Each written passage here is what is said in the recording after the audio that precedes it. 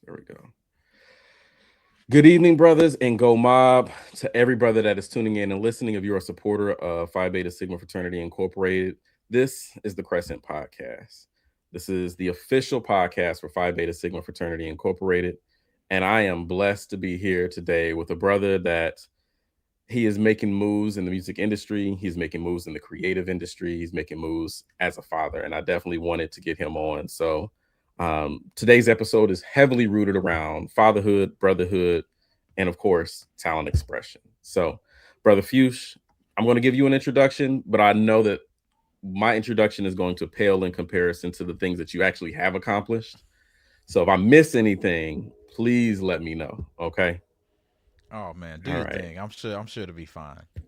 Perfect. So, today we are joined with a great creative, an educator, a father, and now a Grammy award winning artist. Brother Harold Michael Simmons, better known as to the world as Brother Fuchs. Brother Fuchs has built a powerful platform through music, storytelling, and education, creating content that uplifts young people, it celebrates culture, and brings positive messages to families around the world. Now, his work has reached millions, and his recent Grammy win, along with his daughter, Aura V, marked a historic moment not only for his family, but for the culture. Now, beyond the stage and the spotlight, he is also a proud brother of Phi Beta Sigma Fraternity Incorporated, and his journey reflects what it means to use your talent in service of our community. Today, we're talking with Brother Fuchs about fatherhood, fraternity, and the role creative expression plays in today's social landscape. Welcome to the Crescent Podcast. Thank you, brother Ron. That was amazing. That and it was original too. Some folks just take the blurb from the website, but no, I got my own. That was dope right there. I appreciate that. It's my pleasure. It's my pleasure. And having you on here is a privilege. I don't, it's not missed on me that you're taking some time out of your busy schedule to make things happen for us, and we appreciate it. Dude, I'm so excited for this. This is an honor to be highlighted and mentioned and celebrated in this way by the Sigmas, man. This is really an honor. So nah, we was gonna give this as much time as needed for sure. Perfect. Now, I know one thing that I didn't add to there is, when you cross, where you came from, all that kind of stuff. I know your chapter, your home chapter is going to be like, we need some love and shout out too. So I want to give you that opportunity to dive into those types of things. That's what's up, man. Okay, so spring 2007, Gamma Alpha Eta chapter. I'm a trade club. This is at Belmont University. So we were a charter chapter, chartered by Tennessee State University, bruh, Zeta Alpha. So my dean, Donald Mitchell, and my ADP, Kareem Howard, brought us in. And our ace, Will McKinney, was the one who introduced the idea of like, guys, we can bring this on our campus. So he had kind of brought up the relationship. So shout out to my line bros, Will McKinney, Jeff Jenkins, Brian Bell, and I got my crescent right here. I made sure to bring some of the swag and the goodies and stuff. So shout out to Gamma Alpha Eta chapter in Nashville, Tennessee. Now you are bringing the energy. I mean, I don't know where mine is, so that's a good. That's a whole other conversation. So with that, you crossed in 2007. I'm sorry, officially, you were initiated in 2007. Yeah. Um, you've come a long way since 2007. What I want to hear from you is, for those who may not be hearing your story for the first time, tell us a little bit about that journey from college, pre-college to now, you as an educator, as a father, as an artist. Yeah, so I was performing in high school. I had a band in Nashville called Biscuits and Gravy, aka the legendary BAG, and we were young kids, man, ages 13 to 17, performing around. We had management. My guy Eric Holt at Love Noise was managing us. We were opening up for bigger artists at that time. This is '06, '07. This is Wale, Pharrell. We were opening up for folks like that. And I thought that was going to be the band that made it. So I ended up getting into college and thinking, I'm not going to have to stay here. I'm going to get signed. So this is just a little something make my mom happy, make pops happy, while I figure this out and become the next platinum star, but it didn't happen that way. And I'm so glad that I was able to graduate. I made great community, of course, not just with the bros, but a lot of people in the music industry who have now gone on to do amazing things that are now heads of marketing and of record labels and stuff. So it was a great time for me to meet folks and keep building my sound. And after I graduated, that's when life hit because I realized there's no more campus parties I can perform at to get my name out, and I just needed a job. So I ended up becoming a teaching artist with a company called Southern Word. That basically I'm going in the classrooms, kindergarten through 12th grade, teaching them how to write poetry, write poems and perform them, use their energy and use their life story to influence what they're writing about. So it reminded me a lot of being on stage, being in front of these kids, using my gift as a performer to get them out of their shell, to try to break them out of that nervousness and those nerves. So I did that for about 15 years. Ended up relocating to New York City. And this whole time I'm still like I'm a rapper at night, I'm a teacher during the Straight day. by day. And I was keeping it separate. I was keeping it as separate as I could. And then I had this idea to start making original songs for my students. And when I finally submitted to that call and that purpose of being a hip hop educator, in this space, that's when my career really took off. Because there were a lot of teachers and parents who were looking for content like that, Mm-hmm. educational, dope, fresh. It wasn't the stuff that we grew up on. It's like, this is actual dope music. So I didn't realize I was serving a need, and I've Mm-hmm. been going full steam since then. It allowed me to go full time music, tapping into this space, and I'm super grateful for the educators, man. It's really the parents and educators that gave me a career. That man, that makes a big difference. And coming from myself, a little bit of my own background, I taught for 5 years on the south side of Chicago. So I know Okay. firsthand that kids are in the classroom and they're hungry for that energy, that outlet. Yeah, And you definitely brought it and you still bring it. And you still bring I it. appreciate that, man. On the South Side, Yeah, the south side. Oh man, shout out shout out to CICS Ralph Ellison. that's what's Um, up. so I guess that takes me to the next question is that journey has gotten you here and you're a Grammy award winning artist, but not just a Grammy award winning artist, but you've done this alongside your daughter. Yeah. What has this season of life meant to you personally? Like what does this mean? Oh man, it's everything. I think as an educator and a musician, I learned how to consolidate my skill set. I couldn't separate myself. I feel like we live in a time where it's hard. You have to use everything, every skill you have, every interest you have. So once I realized that was the key, once I became a dad, it was including my daughter in the music making process. She would just be at Mhm. home. When she was a kid, it was the pandemic for a while, so it was just us in the house. I was teaching virtually online, and between classes, I would record music. So she started playing with my music equipment, with the Mhm. microphone and the beat machine and the keyboard. And it's like, okay, girl, okay, yeah, go ahead. But I started noticing she took to it very well. She had natural rhythm. She had natural pitch. She could remember song lyrics very quickly. She would ask, "Can I record?" And I was like, "Okay, you can record a little something. Let's see what we got." So just that whole process of introducing her to music, and then when the world opened back up, I would take her on to shows sometimes. If she was out of school, her mom couldn't take her, she was with me. Okay, I'll take her to my show We with me going. today. Mhm. Yeah, so she grew up backstage, seeing the process behind the scenes. And slowly but surely, she started asking, "Can I perform this song with you? Can I get on this song?" So it was a very natural, organic process that it made sense, that as a dad, of course, I'm going to include my child in this. But the fact that she took to it and had that natural talent just was so unexpected, so beautiful, but makes so much sense because my dad plays music. He plays Mhm. saxophone. My grandpa played music. So she's in this legacy of musicians and artists and Mhm. performers. So we just kept it organic. We kept it fun, and then we started releasing songs and people loved them. And I Yeah. think it wasn't until I realized what we were doing when people telling me to see a black father and daughter creating these positive, songs and messages and stuff together, we started realizing the impact of what we Mhm. were doing. But it was really just fun. It was just me turning my career and including it in my parenting style. It's like I do Mhm. music, you like it, let's do this. Okay, we need an activity for the next hour before a nap.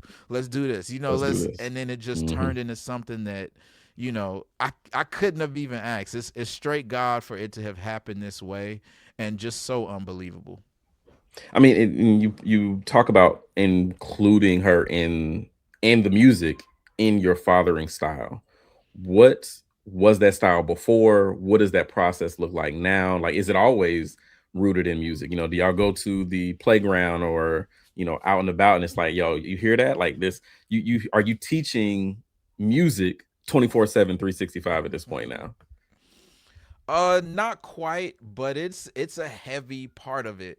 She is a very arts driven, artistic, creative kid. She can take a sheet of paper with a highlighter and she gonna draw something and fold it into something. That's always been her. When you go up in her room, it's gonna be messy with the toys, but it's a rhyme to the reason where she got a little house made out of this and something made out of that. So her brain is already very, very creative. So I feel like I've always wanted to nurture what she is already expressing. And that's something Hmm. I got from my parents. That was something that was modeled for me. When you notice that a kid has an affinity to something, you definitely want to be able to nurture that. So I feel like music is a small part of her creativity. She likes making stuff in the kitchen. Can I try to mix the blueberries with this? And so I see how her brain was working very young. So it was more of me connecting the dots like, okay, I think this also could be a expression of your creativity. But she likes to play. You mentioned the playground. She needs to get that energy out. She needs friends. She needs to be able to run around. She needs to do that. So I think it's just focusing on what she needs at any given time and trying to provide that for her in a structured way. Well, for the record, she's got 3 fans over here that Okay. that y'all's music is on stays on repeat. Oh man, that's And love they all the they've way. asked me, they said when they first of all, my kids a little too nosy, but they looked at the calendar and they saw our interview today. And they said, "Wait a minute, Okay. but he is Ora V gonna be on there? Can we Is get Aura on?" V gonna be there? That's the big question. Right. And I know that you get that a lot. So pass along that Absolutely. she's got some fans out here definitely showing her love. So I yeah, will, and let me know because Aura would love to send him a little video message or something saying what's up. We gotta hook that up. we definitely got to hook that up. I'm definitely with it. So that actually kind of leads me to something that I'm dealing with in my own life, and it's the question to you is, in Black culture, legacy is everything. Yeah. What does legacy mean to you as a father, if you as you hand down talent and skills to your daughter? Wow. It's something I think more about my legacy for my dad. The fact that he's he's been a saxophone player since he was young. He wanted to go to Berkeley College of Music. He got Mhm. kind of nervous because he's from Gary, Indiana. That's where I was born at. He didn't want to leave necessarily, the town like that. It was a big deal. So he ended up staying, meeting my mom. So he always tells me like, I wish maybe I had have pursued a little more. I wish I had have been a little more bold. So he's always instilled in me to whatever, go for it. Like take Mhm. those creative risks. So he's been featured on my last couple albums. He's on this album. So for me, the fact that I can have my dad on a Grammy winning album and I got to take It's him to the amazing. Grammys, him and my mom both, like I think about that. He instilled that, that love for music, him playing the saxophone around the house, me asking him, can you play Happy Birthday? Can you play Mm. this song? Can you play that song? He would do do do do. I feel like, oh, that's he could just do it. So those things definitely influence me, and I think about our family legacy from that, and it's almost too trippy for me to think about that for my daughter. it's Mhm. it's I feel just you. so huge. And the fact that we've done this and gotten this accolade at the Grammys and such, for her, it's normal. Like if that's Right. where we're starting at, she's at age 8 as one of the youngest Grammy winners. She can, Not her one of, story, the yeah, youngest. the yeah, Like, not, which is let's wild. put some respect. Like, that's crazy to me. The It youngest. is. It is. It's very trippy, and it's her norm. I was telling her the other day. I said, some people work really hard for stuff. We practice our whole lives. We go after something. You think about Olympians or folks who try to get on the Olympics. They work for something, and sometimes they just don't get it, and that's Mhm. life. And she was like, I don't know what that's like. I was like, I guess not. She hasn't learned that yet. So it's like she will. She will go for things that she really wants it. But for now, her starting is like, we created something that is celebrated on this scale. I can't even imagine being this young of that version of the sky's the limit. That to Mhm. me is like, I'm just sitting back, like she can do whatever she wants. I'm just here to support what her journey becomes. Is hearing that makes me think about a lot of things that were said during the Obama campaign and then his presidency. It's like we have kids who are Mm, going to be born who don't perceive the world as having limits, wow. and Yeah. she's an embodiment of that. My That's kids are an embodiment exactly of it. that. Yeah. That's dope. So we're talking about fatherhood. Last fatherhood question really is: what advice would you give other fathers? This is for the brothers, but any Okay. father, Yeah. Yeah. Yeah. Yeah. Yeah. um, about trying to balance career, purpose, and family. Whoo. I think it's really easy to go long bouts of time without self care, man. And Mhm. that's one thing I'm learning. Like, I'm back in therapy. I'm back, building community locally because I just moved out to the Maryland area. So a lot of my folks are still in New York, still in Nashville, etc. So it's been challenging for me to tap in with some wise spiritual brothers, man, as influences. And that's kind of what I'm finally getting back into locally. And I can tell that I've been missing it for a very long time. Mhm. And it's just that foundation and that grounding, it's upward. It affects everything that we do: the family life, the home life, our career.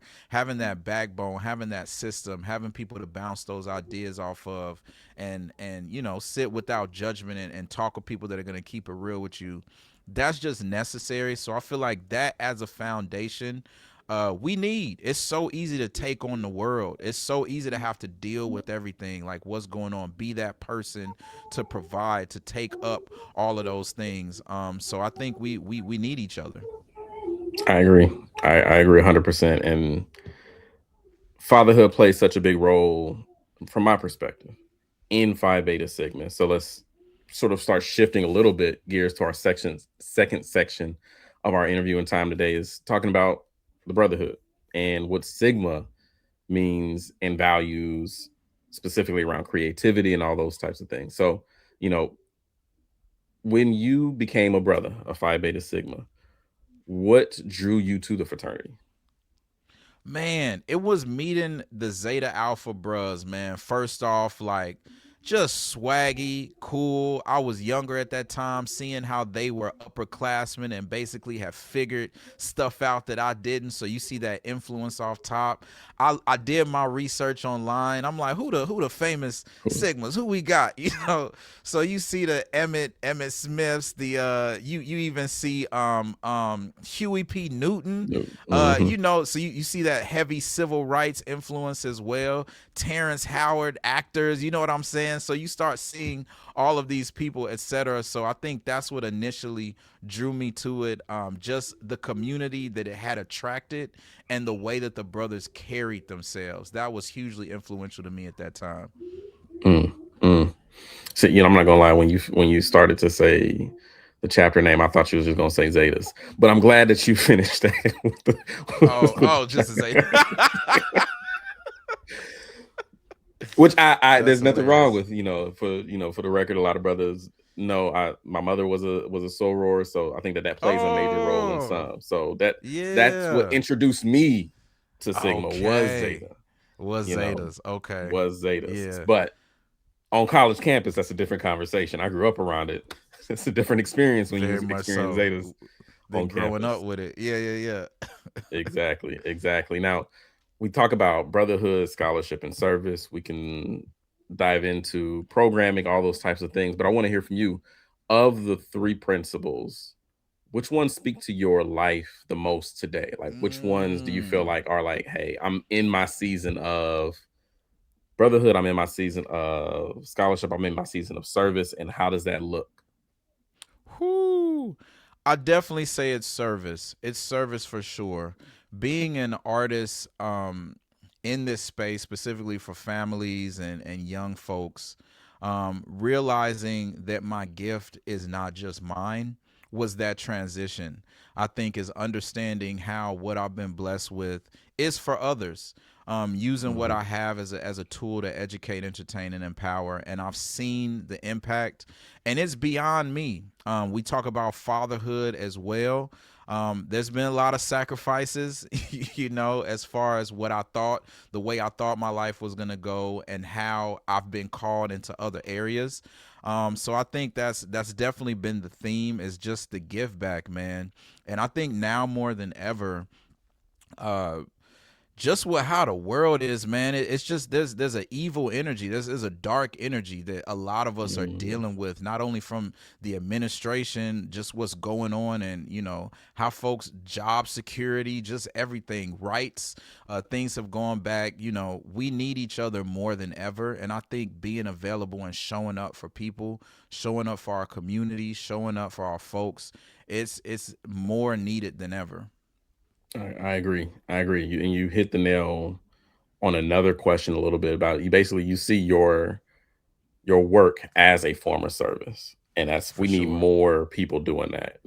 We see people who are working jobs, and it's a blessing to even be able to do that as a form of income. But man, we Hmm. need more people doing what they know is their calling Yeah, in this world. Very absolutely. much. Now, you gave us, your transition from high school, starting in high school with performing, and then all the way to where you are now. What role did mentoring play in that? Your father was in your life actively from a musical standpoint. Are were there others that have mentored you and brought you in to spaces that you may not have had an opportunity outside of without them? Whoo, yeah, absolutely. There's been a few people along the way. Um,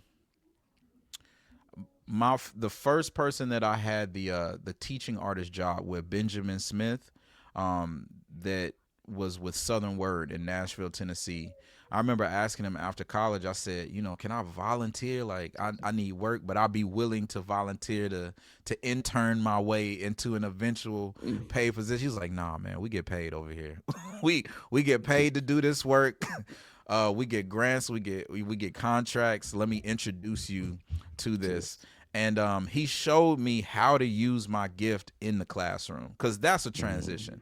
Being on stage, rocking the crowd, but understanding how to use my gift of writing songs to write curriculum. From rocking the crowd to managing a classroom. classroom. It was a shift, and I remember him taking me around to a bunch of different schools. It's intimidating. I'm only 5'5". If my back was turned at that time, a teacher thought I was a student. She was like, "What you doing?" Oh, my bad, sir. My My bad. You, so it's a lot going into a high school, fresh out of high school, out of college at that time. So I had to kind of learn, and that kind of taught me a lot in that as well. So that was hugely influential as well, of and also understanding the importance of how artistry plays into the teaching aspect as well. So he definitely mm, connected and bridged those gaps for me.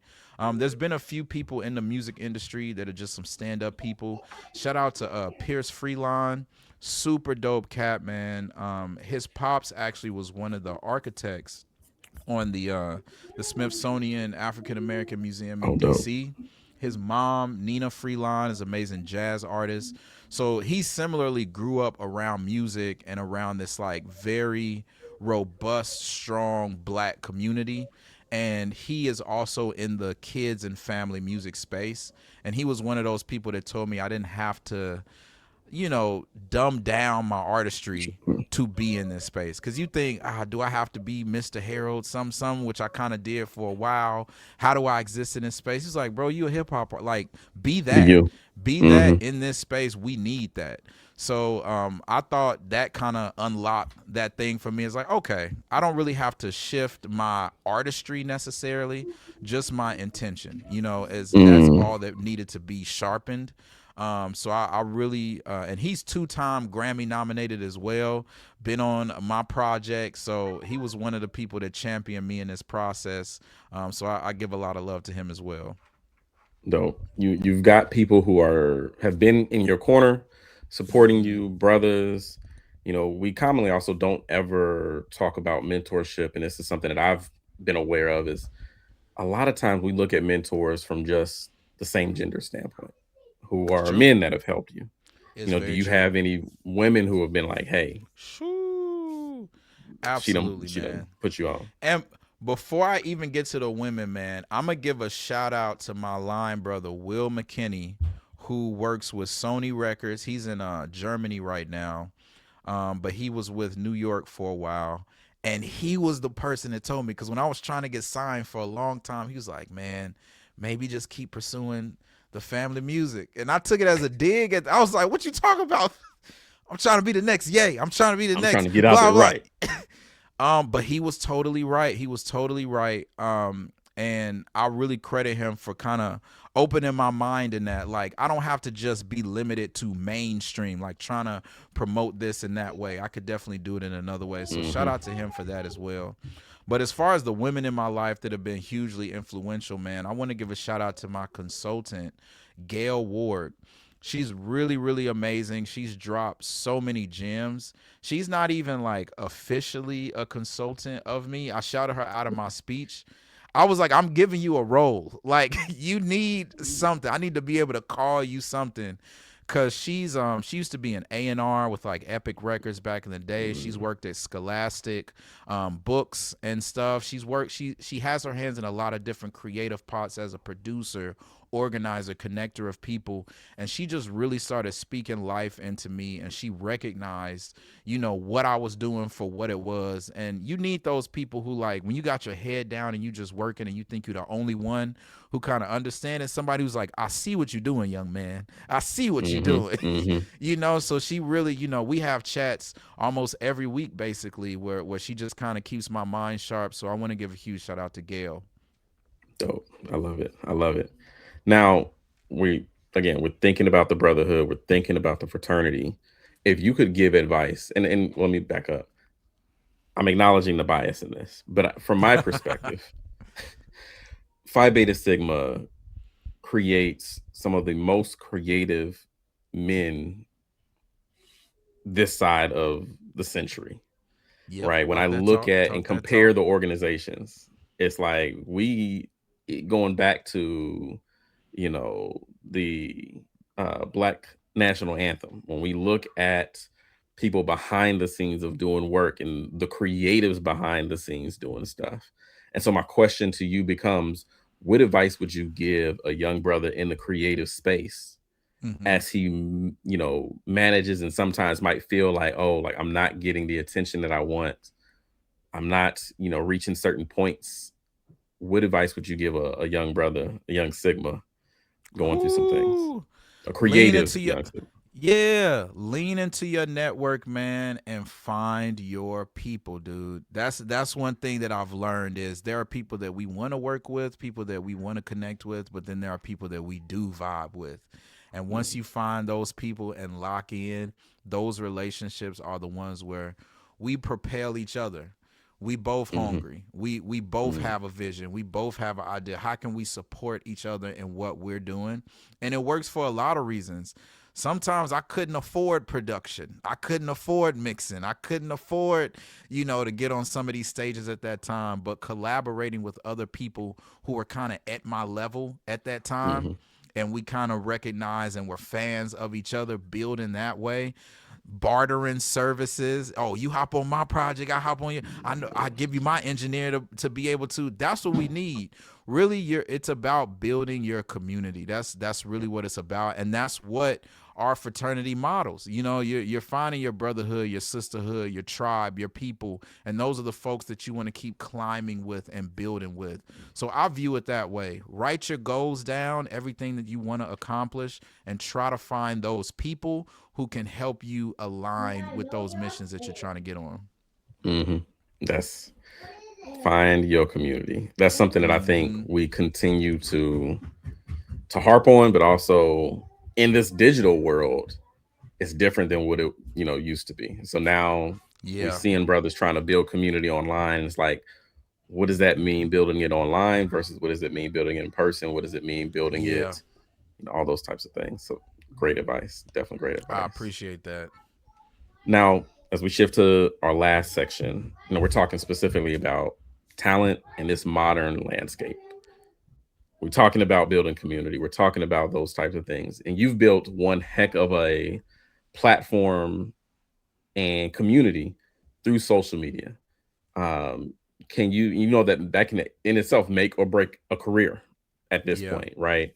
How do you stay authentic in that space as you share content, as you create content, as you share new music, old music? How do you stay authentic in this atmosphere that is so rooted in social perspective? Wow. It's changed so much, hasn't it? It's changed so much. Like the artists and actors and creators that we grew up on, they had this mystique around them. They had Hmm. this bit of, they maybe dropped an album once a year, once every so years. They went on tour. You saw the music videos, the interview, 106 in Park. That might have been it. It was, and you didn't really see much. Maybe they did a feature. Denzel talks about this a lot. Will Smith talks about Hmm. it a lot. But now it's almost required as an artist. Like, people want to know who you are. They want to know your character. They want to know what you're about. They want to know what you represent. What do you do? How are you? I feel like that is better, and it even performs better on organically than the doctored up, polished content. Music videos ain't even doing what they used to do. The the Exactly. Yep. reels the reels perform better than the videos themselves. So I think um it's important to be bold about your values. I think that helps identify who you are for fans. Like, people want to know who you are besides the music, who you are besides the film and whatever. What are you about? And I think it's important to continually remind people of what you're about. I think when I Mm. schedule my content now, I want to show them some throwback stuff. I want to show them what I'm working on now, where I'm headed, and I want to show them my political views. I'm gonna show them what I'm Mm. about. I'm gonna show them where my heart is at. I'm gonna show them and remind them the reason of why I do this. So somebody Mm. told me early on, get your catchphrase: educate, entertain, empower. That sums up everything I do. I'm gonna remind people that, how am I educating the people? How am I educating myself? Here's something I learned. Here's something I did that I'm reminded of. Empowerment. How am I empowering our people? How am I empowering people to do better, to keep learning, to keep growing? So I think it's just making sure that you're hitting those points of who you are. Because some people, if for artists, they might just want to put out covers of songs and etc. That might work for some people, but people really want to see your character and who you are. Yeah, that authenticity. Like, how are you Exactly. showing up just as you? Mm-hmm. Now, one thing I really love, I consider myself a digital artist. Like, I'm not just a designer. I'm not just a, e-commerce person. I'm not just these one things. At the end of the day, I'm a digital artist, and I view you as a digital artist as well. Oh So wow. my question becomes, your work blends music, education, humor, Yeah. storytelling, visuals, audio. How important is it in this current day and age to be so multidimensional? Oh man, you ain't gonna make it without it. You not gonna get that far if you got one skill. If you got one skill, what's gonna be your second skill? You got two, what's gonna be your third? And it's also one of them things, as your career grows, in a perfect world, if you are to build your business, if I'm building my business and I hire someone on, I want to understand the role they are taking. Like, I want to Mhm. understand if someone is doing my marketing, I want to say, this is my brand. Let's build this. Do better than I could with this, but this is my understanding of this. You know, back in the day, it was like, I want to be signed. You do everything, do the promotion Mhm. and the marketing and this and that. That don't even work anymore. So I think I've learned how to produce beats by necessity. I needed a Mhm. certain style of beat. I couldn't find it. I learned how to do it and I looked on YouTube. I learned how to mix because I couldn't afford to mix at the time. I had to learn how to do the mix. Now people are like, who mixed your song? I mix it. Will you mix mine? What you gonna pay me? Now I got a whole nother revenue stream that has, Mhm. and that's how I've been able to go full time is by stacking up these skills over time, that now I'm able to say, okay, if a school comes to me and they say we want to do a PD for our teachers, do you do teacher PDs? I'm like, let me Yep. Google what a teacher PD is. Yes, I do teacher PDs. Exactly You right. gotta The be answer is yes. I'm gonna multidisciplined. figure it out. I'm Hmm. gonna figure it out. That's Yep. real. I love that. I love that. Now, do you, with that in mind, do you feel like today's digital world gives artists more freedom, or is it more pressure, or is it less freedom, less pressure? Like how would you perceive that? Before AI, I would have had a It's a very different different conversation. Yeah. answer for this. Now I think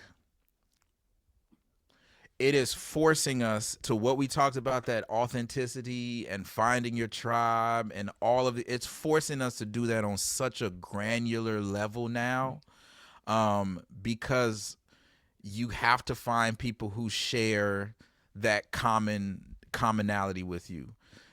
Some people, they just don't care. They like, I want some music in the background. They like, what's this? It's an AI Mm. generated song, ma'am. No She one don't care. created that, Right. was prompted, and they don't care. They just don't care. I'm trying to sell hard tickets to shows. So that's gonna be the people that I promote to. So it has gotten a lot harder to make money from the arts. And then Mm. even on the government scale, arts funding is now diminished. Like, Mm. so it's way harder, and now it has to be something that gives you joy, something that gives you Mhm. peace, something that you are willing to, after your job, spend time perfecting and building and having fun and exploring. And from that, you pray that something comes from that whatever. But it has to be just a personal journey. And if you're down for it, share it with the world and invite people to come. But there was a sweet spot. I feel like we had a we had, so Go. I'm a little worried, because AI is now so ubiquitous in the creation process. I even saw, I think it was the Venus razors for Mm. women. They had an entire AI generated commercial on YouTube that generated humans. So it wasn't one of those like animated generated. It was like you could tell it This was is humans. So that all of a sudden took away actor's job, the writer's job, the special effects, graphic designer, audio all of engineering. Those like 5, 6, 7 jobs, teams of people who are creating copy, etc., hiring, da da da da, who just went it out and they like, this is good enough. Let's put it on YouTube. So it starts there. Soon we gonna see it on TV. Somebody was saying the Super Bowl already had AI generated it. ads, Generated ads. Yep. etc. So yeah, jobs are dwindling and corporations are heartless. We know this. It's a money game. So I think there are gonna be those of us who double, triple down on real art, and you have to. Hmm. If it, or they're gonna be people who just use it as a tool and whatever, and then there are gonna be people who make this ready-made fast food art that's immediately ready to go out, that devalues it in a way. So I ain't got the answers on that right But there. but you acknowledge that this is I the game has changed again. It has changed, yeah. And I will say I'm so grateful I got a Grammy for the AI takeover. That's all I got to say. Cause I don't know what it's looking What it's like. going, yeah. In 5 years, we don't know what it's gonna look like. We Yeah, don't I even mean, know. might not even be Yeah. 5 years, 1 year. Yeah. That's real. That's definitely real. So, okay, you Mm-hmm. brought up a real good point when you started talking about the government and defunding art, Yeah. but that we've seen that consistently since the '90s. So I guess my We question have. to you becomes, with art being taken out of schools, with art being Hmm. taken out of now after school programming and other extracurricular programming, how do you as a educator and as an artist Hmm. see where art education is going? Yeah. Where do kids access and develop these skills if it's not in schools and it's not in extracurricular activities? I think the trajectory was, there used to be more music classes, more art classes in schools themselves. Funding was lost, and you had nonprofit organizations that was able to secure funding to go into the schools and get Hmm. etc. Now I feel like I kind of take it upon myself, even just as an individual artist. I want to create a program. I want to create something to be able to go maybe in the schools or create something. I used to have a program for youth where they created music. I don't think we should ever stop trying to get the arts in front of kids as part of their education. And there are a lot of people who feel that way about that. Unfortunately, it's probably us pulling our own resources to make it happen. I'm putting it back on the parents. I'm putting it on the community. Like, they need it. I was a different style learner. Like, I needed the Hmm. arts. I was that band kid who that was the draw for me. School to be able to go band. Oh, and we got a band trip. And these are my band homies. That was me. So I don't know how we can insert it other than we can't stop. We can't give up. There's the thing that I do love about the Recording Academy, the organization that puts on the Grammys. They do so much philanthropic work. They have a music Yes. in schools program. They have a music education. They have a music teacher of the year Grammy that they do Hmm. and honoring and stuff. So they're pretty heavy, and I work with the committees on that. So I'm also a governor with the Recording Academy. So a lot of what we focus on are these initiatives.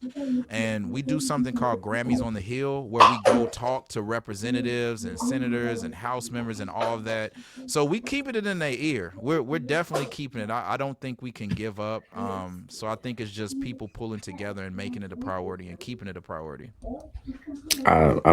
I'm glad to hear that, and that even talks even more to the point you brought up even earlier around this is service. Like, it's not Yeah. just you making music; you are out here serving in ways that people may not even be aware of and see, and it's in impacting long term or has implications long term.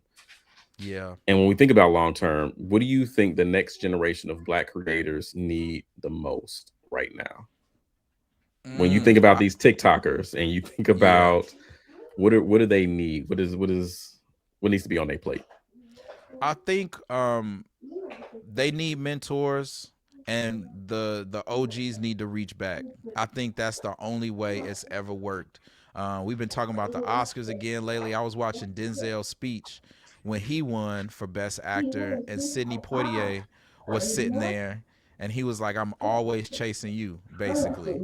So I feel Mm, like that lineage, we talked about lineage as well. I think that's how black people have always made it, is the mhm. folks who got far reach back and vice versa.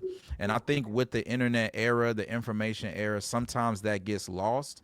So I think this heavy, emphasis on community and sharing resources and giving back for folks that are ready.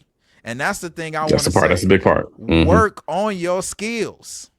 Work on your skills. Keep working, keep grinding. Things don't come easily. So this emphasis on work, this emphasis on greatness, on working at something that you really want, we have to remind them to instill, because this younger generation, I've heard some things from employers and casting agents and labels and folks, that you don't have to work as hard to get certain places anymore.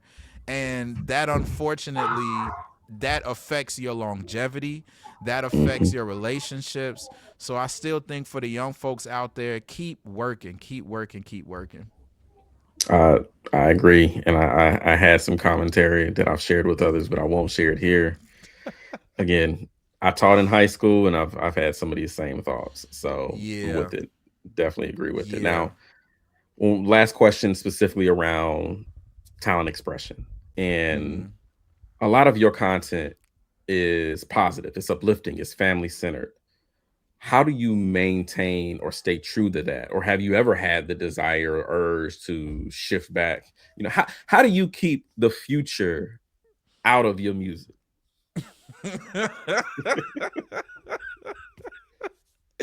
That's great. I create a lot of songs that y'all don't hear. I make a lot of songs and I'm like, this hard. I was like, I can't release this one. This one ain't Mhm, coming out. I feel like I'm a total person. There are a lot of days that I'll write a song where I talk about something that I hope to still find a way to get out these emotions. If I'm in mhm, this space of being a family artist, I like that term because I think it speaks to the all ages aspiration that I have. I want to be able to do a concert for kids. I want to be able to talk to the grandparents, the adults, because that's the journey of life. So I do want to make music that pushes back on that idea of hyper positivity all the time because that's mhm, not realistic. But I do think that that was the era and the space and what was needed in my version of creative expression at this time. I'm working on some music that discusses the divorce that I went through, that discusses the mhm, challenges of single parenting, that discusses all the things that I went through in a way that I think won't take away from the audience that I've built, but maybe it's mhm. for a parent to say, well, this one for us. These are This one, songs yep. for y'all. So it's always evolving, but I do think right now it's made me learn one, my music is always going to be clean. I think that's very important. I do have songs online long before this that aren't, and I'm like, it's cool, y'all can hear that journey. I want you to hear that evolution of how I've grown as an artist, but for me, my calling is that I need my songs right now to not have language in them. So that's the Mhm, first thing. But I think topic wise, that's something that I'm still going back and forth is how much can I push the envelope and be able to tell these stories in a way that when a kid grows up, they're not gonna be eight forever or ain't gonna be eight forever. mhm. So what's gonna be something that eventually like Fuge did this, but yo, he also did this that this goes hard. So it is a challenge. I think this is uncharted territory. I think a lot of folks will make like mainstream artists might make a kids album and then go back to their mainstream life. Mhm. John Legend did it.